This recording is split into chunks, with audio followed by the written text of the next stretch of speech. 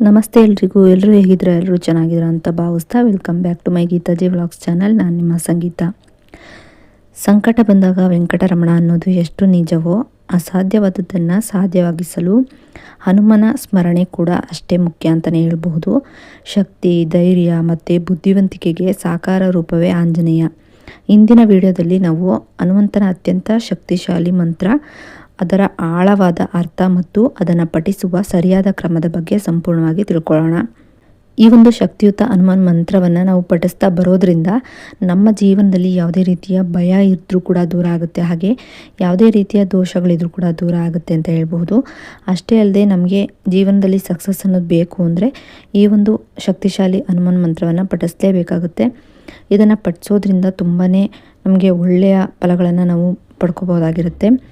ಹಾಗೆ ಈ ಒಂದು ಹನುಮಾನ್ ಶಕ್ತಿಯುತ ಮಂತ್ರವನ್ನು ಪಠಿಸೋದಕ್ಕೆ ಏನೆಲ್ಲ ಒಂದು ಕ್ರಮಗಳನ್ನು ನಾವು ಕೈಗೊಳ್ಳಬೇಕು, ಹಾಗೆ ಇದಕ್ಕಿರುವಂತಹ ನಿಯಮ ಏನು, ಆ ಒಂದು ಮಂತ್ರ ಯಾವುದು, ಅದನ್ನು ಎಷ್ಟು ಬಾರಿ ಯಾವ ಸಮಯದಲ್ಲಿ ಹೇಗೆ ಪಠಿಸಬೇಕಾಗುತ್ತೆ ಎಲ್ಲವನ್ನು ಕೂಡ ಈ ಒಂದು ವಿಡಿಯೋ ಮೂಲಕ ನಾನು ನಿಮಗೆ ಸಂಪೂರ್ಣವಾಗಿ ತಿಳಿಸ್ಕೊಡ್ತಾ ಇದ್ದೀನಿ. ವಿಡಿಯೋವನ್ನು ಎಲ್ಲೂ ಕೂಡ ಸ್ಕಿಪ್ ಮಾಡದೆ ನೋಡೋದ್ರಿಂದ ನೀವು ಇದ್ರ ಬಗ್ಗೆ ಸಂಪೂರ್ಣವಾದ ಮಾಹಿತಿಯನ್ನು ನೀವು ಪಡ್ಕೋಬಹುದಾಗಿರುತ್ತೆ.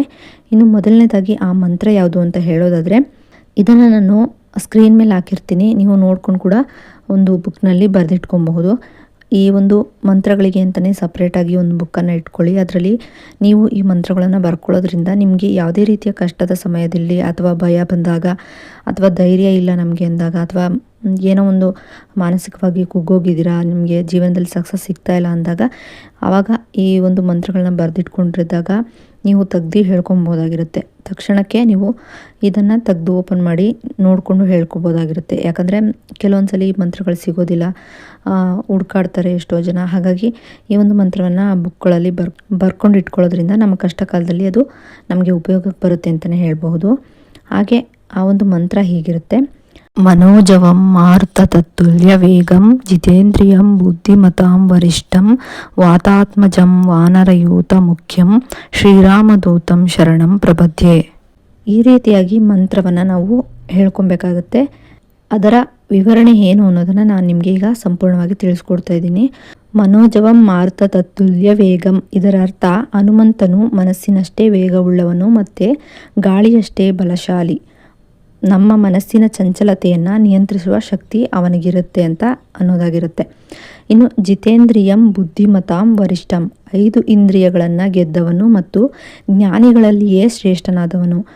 ಕೇವಲ ಶಕ್ತಿಯಷ್ಟೇ ಅಲ್ಲ, ಅಪಾರ ಬುದ್ಧಿವಂತಿಕೆಯು ಕೂಡ ಅವನಲ್ಲಿದೆ ಅಂತ ಹೇಳ್ಬೋದಾಗಿರುತ್ತೆ.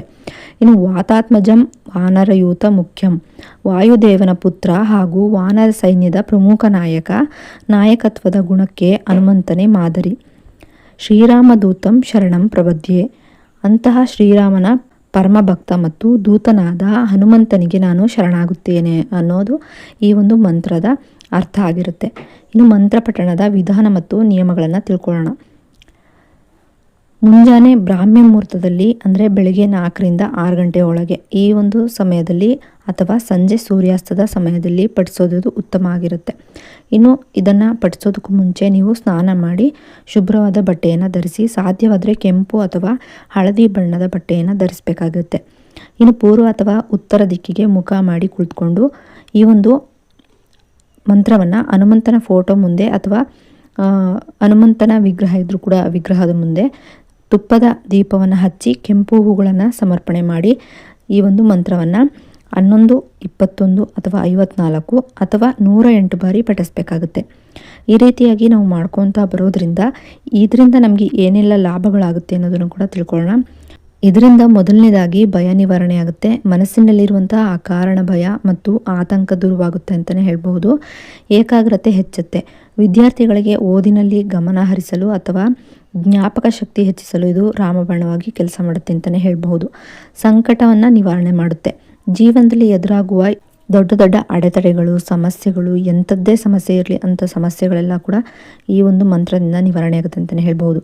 ಹಾಗೆ ಶನಿ ದೋಷ, ಶನಿ ಮಹಾತ್ಮನ ಪ್ರಭಾವದಿಂದ ಉಂಟಾಗುವಂತಹ ಕಷ್ಟಗಳನ್ನು ಹಾಗೆ ಸಡೆಸಾತನ್ನು ಯಾರೆಲ್ಲ ಅನುಭವಿಸ್ತಿರ್ತೀರ ಅವರು ಕೂಡ ಈ ಒಂದು ಮಂತ್ರವನ್ನು ಜಪಿಸೋದ್ರಿಂದ ಅದರಿಂದ ಉಂಟಾಗುವಂತಹ ಏನು ಒಂದು ಕಷ್ಟಗಳಿರುತ್ತೆ ಅದನ್ನು ತಡೆಯುವ ಶಕ್ತಿ ಹನುಮಂತ ನಮಗೆ ಕೊಡ್ತಾನೆ ಅಂತಲೇ ಹೇಳ್ಬಹುದು.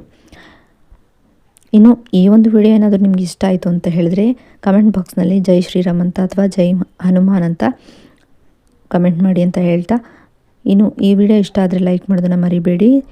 ಸಬ್ಸ್ಕ್ರೈಬ್ ಮಾಡ್ಕೊಂಡು ವಿಡಿಯೋ ನೋಡಿ. ಸಬ್ಸ್ಕ್ರೈಬ್ ಪಕ್ಕ ಬೆಲ್ ಐಕನ್ ಬಟನ್ ಇರುತ್ತೆ, ಅಲ್ಲಿ ಆಲ್ ಆಪ್ಷನ್ ಮೇಲೆ ಕ್ಲಿಕ್ ಮಾಡಿದ್ರೆ ನಾನು ಯಾವುದೇ ರೀತಿ ವಿಡಿಯೋ ಮಾಡಿ ಅಪ್ಲೋಡ್ ಮಾಡಿದ್ರು ಕೂಡ ನಿಮ್ಮ ನೋಟಿಫಿಕೇಷನ್ ಮೂಲಕ ಬಂದು ತಲುಪುತ್ತೆ. ಆಗ ನೀವು ನನ್ನ ವಿಡಿಯೋನ ಮಿಸ್ ಮಾಡದೆ ನೋಡಬಹುದಾಗಿರುತ್ತೆ. ಇನ್ನು ವಿಡಿಯೋ ನೋಡಿದ್ದಕ್ಕಾಗಿ ಥ್ಯಾಂಕ್ ಯು ಫಾರ್ ವಾಚಿಂಗ್.